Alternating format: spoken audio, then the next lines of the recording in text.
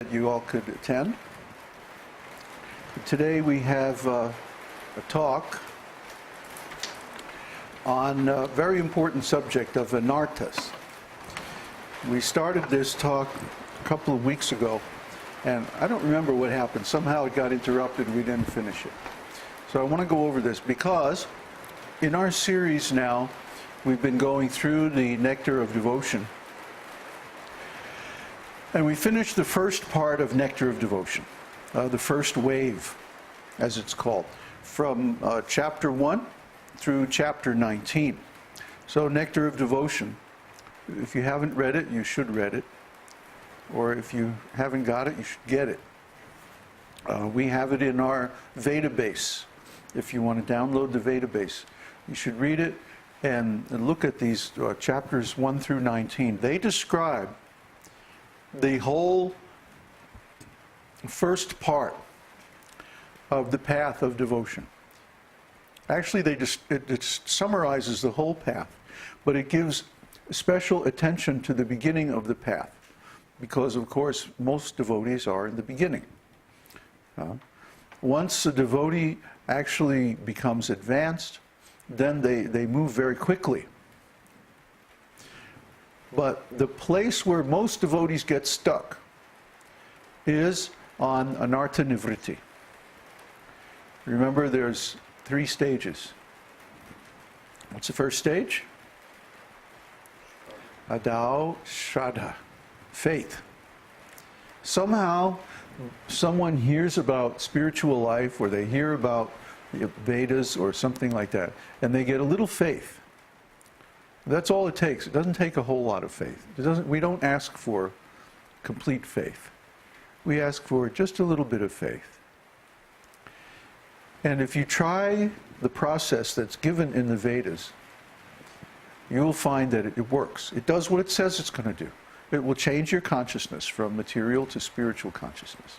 And you'll get bliss, relief from material anxieties and suffering, and so many other results from just a little bit of practice. And then that should confirm that this process is bona fide. You do the experiment, you get the result. Okay. So from that point, it's not a matter of faith. It's a matter of experience, of knowledge, confidence. So, according to this confidence, then we take up the next step, which is sadhu sangha, association with devotees. And this is what we have here. We have a sangha of sadhus. Sadhu means someone who's expert, and it also means someone who cuts. They're expert because they have reached the highest platform of human life, where they are endeavoring to understand spiritual things. And they're cutting because what? They're cutting off their material attachment and just associating with people who are similarly engaged in spiritual life. This is sadhu. So sadhu sangha means association with sadhus. If we keep company with sadhus, then we become like sadhus. It's said a man is known by the company that he keeps. So if we keep company with rascals, we become like rascals. But if we keep company with enlightened souls, then we become like them. So that is the means of advancement in the very beginning of the path. But then what happens? If you associate with sadhus, pretty soon you're going to meet a spiritual master, because sadhus are always associated with a spiritual master. And then you have the opportunity to take initiation. And initiation means that you follow the instructions given in the scriptures. Because if a spiritual master is bona fide, he's going to say, these are the instructions given in the scriptures. And these 3 things will agree. Sadhus, gurus, and shastra. The devotees, the spiritual master, and the scriptures. They all say the same thing. They all say that you should detach yourself from material things and you should attach yourself to Krishna. always hear and chant about his holy name, his beautiful transcendental form, his wonderful activities and pastimes with his devotees, his amazing spiritual qualities, and so forth. That this is the essence of all advice. This is the essence of all instruction. So if one follows this instruction, then part of that instruction is to take initiation, diksha. And we're going to have an initiation ceremony on Janmashtami, Krishna's birthday, which is coming up in about a month. And that's going to be in New Jersey. And of course, we're going to stream it on, it's going to be a Sunday satsang for that day. What is that? August 15th? 16th. Yeah, 16th? Yeah, so be sure and make it to that Sunday satsang. It's going to be real special. And the meaning of initiation is not just a ceremony. It's not simply getting a name. It's not just going through or some ritual and, you know, it's a very colorful ritual. It's really cool. You know, we have a fire and we make different offerings into the fire and there's all these mantras and, you know, it's a very nice ceremony. But what happens when the ceremony's over? Is that the end of the initiation? No. No. Really, initiation means the beginning. To initiate something is to start something. What are we starting? We're starting that we follow these rules and regulations in the scriptures in a committed way, in a steady way. It's not just a hobby anymore. This is a serious thing. It's a lifestyle. So when one follows these rules and regulations, what's the result? Anartha nivritti. Anartha means unwanted things.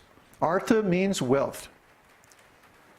There's 4 objects in the Vedic culture. Dharma, which means religiousness. Artha, which means wealth. Kama, which means enjoyment. And moksha, which means final liberation. So artha means wealth. Anartha means the opposite of wealth. It means a debt or a demerit or a bad quality, something you don't want.